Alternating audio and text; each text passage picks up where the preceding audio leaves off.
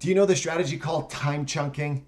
It is very productive. So time chunking is essentially taking 10 or 20 or 45 minutes, and all you do during that time is one task. Okay? I'll explain it in a few minutes. The reason this is important to consider is because we still think today that getting back to people very quickly, texting every 30 seconds or answering emails every 5 minutes is being efficient and productive.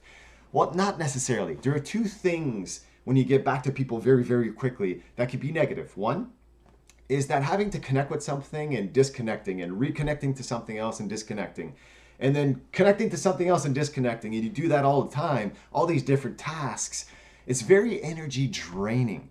And you become distracted because you still think of what you just did when you're doing something else, especially when the tasks are very, very different. Okay?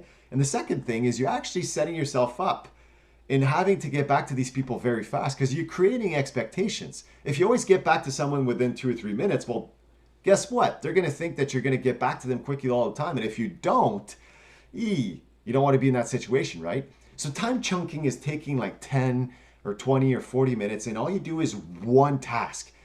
So for instance, you take 20 minutes and you answer emails during those 20 minutes, let's say every 2 or 3 hours. That's all you do. And then once you're done, you get to something else. You can do the same thing with texting. You take 5 or 7 minutes. And all you do during that time is getting back to text messages. You can do the same thing with working on a report.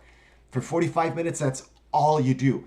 Get rid of all the distractions, okay? Put your phone away, get rid of that second screen, and just focus entirely on one task.